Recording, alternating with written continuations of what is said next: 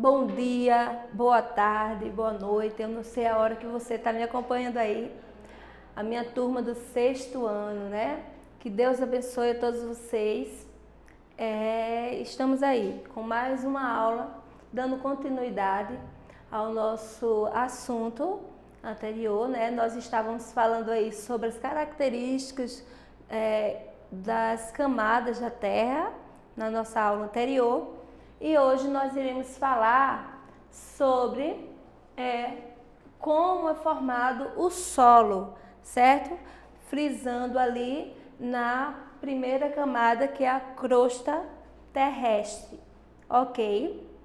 Vamos dar continuidade à nossa aula falando sobre os solos. A primeira pergunta, né? O que são solos? O que é o solo? Geralmente, quando essa pergunta nos é feita, a primeira coisa que vem à mente é: solo é areia, solo é essa parte que estamos pisando. Verdade, né? O solo é a parte superficial da nossa crosta terrestre, é considerado a camada superficial da crosta terrestre, ele recebe o nome de solo. E essa camada aqui, né, para lembrarmos, ela fica exatamente nessa partezinha do nosso planeta. Nós vimos aí, só para relembrar, nossa aula passada, nós vimos que a crosta terrestre, ela corresponde à litosfera, a parte rochosa da nossa Terra. Vimos aí o nosso manto, que seria aquela parte intermediária da Terra, e vimos também na aula passada o nosso núcleo, que é a parte interna, a parte mais profunda aí das nossas camadas terrestres, ok? Mas se a crosta, ela é a parte da litosfera, é a parte rochosa, a parte rígida da Terra, como é que podemos dizer que o solo é a camada superficial dessa crosta, né? Como é que o solo conseguimos pegar, né, na Terra, no solo, como é que ele chega a essa estrutura?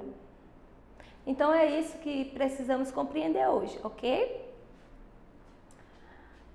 O solo, ele tem a sua formação inicial graças a um processo chamado de intemperismo.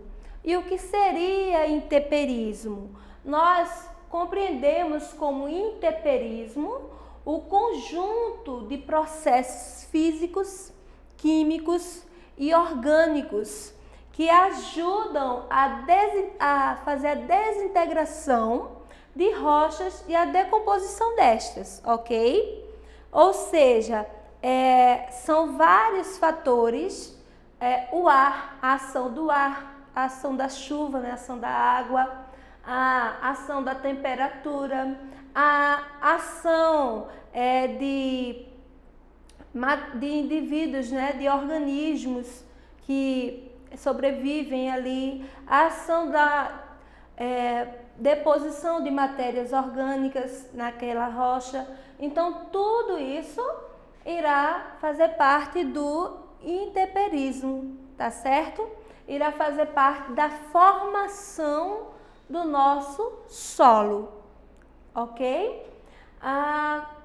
Quando falamos aí, eu quero trazer aqui para vocês, na formação do solo, que vocês façam uma observação dessas estruturas, ok? Passando para cá, aqui temos a nossa rocha mãe, a nossa rocha considerada a rocha matriz, que ela vai dar origem aos demais tipos de solo, certo? Quando ela começa a sofrer ações físicas, vamos desenhar aqui, rapidinho. quando ela começa a sofrer ações físicas, vamos fazer aqui o ar, tá? Ações físicas e químicas, esses processos começam a desintegrar, a quebrar, a fragmentar essa rocha chamada de rocha matriz, rocha mãe, certo? A princípio encontramos ela dessa forma rígida, essa forma sólida ali, e ela vai desintegrando, vai quebrando literalmente, certo? E começamos a perceber que esse vento, essa chuva, essa água e alguns outros seres ali que sobrevivem ali naquele ambiente, eles também vão trazendo aqui, ó, matéria orgânica. Vocês podem observar, certo? Que aqui já começamos a ver, lógico, que aqui foi um processo bem acelerado, certo? Foi desenhado aqui para vocês ter uma melhor compreensão de uma forma bem acelerada, mas esse processo leva vários anos, certo? Para poder formar 1 centímetro ali de solo, ok? Então, a chuva, o vento, a temperatura ali, olha, e dentro dessa chuva, com essa água, com esse vento, começou a aparecer ali, ó, alguns seres vivos, né? Aqui, ó, algumas matérias orgânicas. E as raízes dessas plantinhas, né? Começou também a ajudar nesse processo de fragmentação do solo, ok? Com o passar do tempo, essa fragmentação vai aumentando cada vez mais, dando origem aí, ó, a esse solo aqui, que é chamado de solo maduro, certo? Esse solo aqui, ó, é chamado de solo jovem. Esse aqui é chamado de solo maduro, certo? Então, o solo jovem é aquele que apresenta ainda um forte processo ainda de transformação. Ainda iremos encontrar partes aqui nos horizontes dele ainda, muita parte da matéria principal, da rocha matriz, certo? E considerado o solo maduro, o chamado de solo maduro, é aquele solo onde já encontramos uma grande quantidade de humus, né? Aquele solo, aquela terra ali fértil, cheia de matéria orgânica, tá certo? E ainda encontramos aqui, ó, já os horizontes já formados, bem definidos entre eles, tá certo? Aqui o restinho, né? Aqui ainda da rocha matriz, da rocha que dá origem a toda matéria, né, para dar origem ao solo, e ela vem, ó, de baixo para cima, degradando, formando aí o nosso solo, ok? Após todo esse processo, nós podemos também compreender que houve aí, como vocês viram, a composição desse solo, né? E o que é que encontramos na composição do solo? O que é que podemos encontrar no solo? Lembra, na nossa aula passada, quando estávamos estudando a nossa crosta, nós falamos muito que as rochas, elas são compostas por muitos minerais. Nós encontramos muitos minerais dessas rochas. Bem, então vamos pensar um pouquinho. Se essas rochas, que é a rocha matriz, ela foi sofrendo essa quebra, ela foi desintegrando, decompondo para dar origem ao nosso solo, então todos os minerais, todas as substâncias encontradas naquelas rochas é o que nós iremos encontrar na composição dos nossos solos. Por que eu falo dos solos? Porque iremos encontrar vários tipos de solos, ok? Então, o que iremos encontrar na composição do solo? Iremos encontrar matéria orgânica. Aqui, olha, uma setinha apontando aqui, ó, para essas girafinhas e para graminhas, tá certo? Para representar a matéria orgânica. O que seria matéria orgânica? Tudo que vem de seres vivos. Uma folha, um pedacinho ou uma árvore, um animal, um ser vivo em si, ele vai dar a origem a tudo aquilo que conhecemos como orgânico, vivo, certo?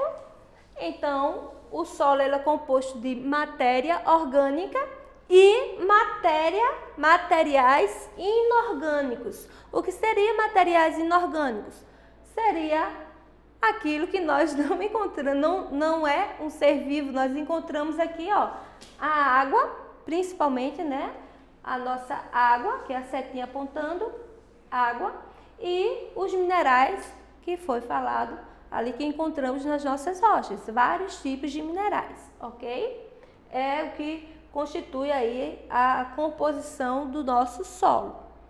E por fim, não menos importante, os nossos tipos de solo, que vai depender aí da textura dele, tá certo?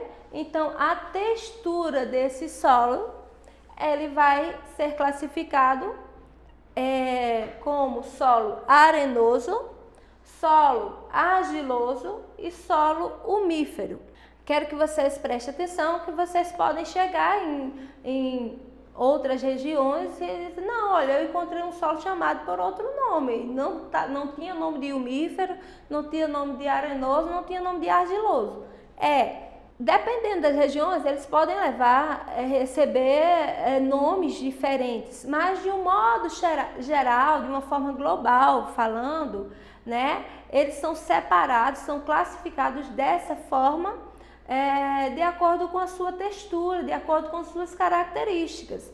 Então, independente do nome que ele receba ou da coloração que ele tenha, né, da forma que você vai observar em determinadas regiões, você vai perceber que o solo arenoso, você vai entender que é todo aquele solo que conseguimos perceber o grãozinho de areia. Ele é perceptível a olho nu. Você pega ali o grãozinho de areia, você vai, por exemplo, na praia e consegue perceber ali a areia, certo? Separar literalmente os grãozinhos de areia, você consegue.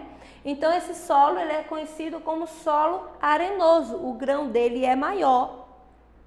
E ele é muito permeável. O que significa ser muito permeável? Ele tem a capacidade ali, a água, ela passa por ele não retém a água, tá certo? Então, o solo arenoso, ele não retém ali aquela água, a água chega e seca rapidinho nele, certo? Ele é considerado um solo arenoso. Ele é muito permeável. E por isso, se ele não consegue ali, se esses grãozinhos são afastados, né, eles são bem separados, bem distintos entre eles e ele não consegue manter ali uma quantia de água, ele também é pobre em nutrientes. Os nutrientes trazidos por essa água, os nutrientes trazidos para ele, não é retido ali nesse solo. Ok? Então, essas são as características do solo arenoso. Os grãos são maiores, ele é muito permeável e ele é pobre em nutrientes. Raramente você vai ver uma plantinha ali numa areia de praia, ok? A não ser aquelas que já têm uma adaptação ali a esse ambiente de praia. O solo argiloso. Acredito que todo mundo já fez aquela brincadeirinha ali de barro, né? De pegar ali uma areia que você conseguiu fazer dela uma massinha, com uma massinha de modelar. Então, esse solo, ele é chamado do solo argiloso. E por que conseguimos pegar ele? Por que conseguimos fazer esse trabalho com ele, né? Porque os grãos deles, certo? Eles são menores que o grão de areia. Você vai ver aquele grãozinho mais fininho. E ele tem pouca permeabilidade, certo? Ele é pouco permeável, ou seja, ele tem uma grande capacidade de retenção de água. Se esses grãozinhos estão todos juntinhos ali, formando uma rede ali, um juntinho do outro, a água chega e ela não tem tanta facilidade de passar por esse solo. Ele fica retendo ali essa água, ok? E diferente do solo arenoso, o solo argiloso, ele já tem algumas características, né, de nutrientes. Ele já tem uma quantidade de nutrientes maiores, ok? E o nosso solo umífero. Qual a diferença do solo umífero para o solo arenoso e argiloso? Bem, a primeira coisa que foi colocada aqui, ó, é que ele é rico em nutrientes. Ele é aquele solo propício para a plantação. É aquela chamada de areia preta, aquela areia rica, né? Que você sabe, aqui eu posso plantar ali a minha sementinha e ela com certeza vai dar certo. Ele é rico em nutrientes.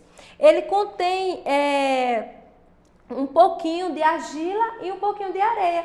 Ele tem a característica, ele tem a mistura aí dos dois tipos de solo, ele tem essa característica. E ele, como já foi dito, ele é ideal para plantio, tá certo? Então, relembrando, solo arenoso, solo argiloso e solo umífero são os nossos tipos de solo, ok? E assim terminamos a nossa aula. Espero ter esclarecido para vocês aí de forma proveitosa e até a nossa próxima aula. Fiquem com Deus.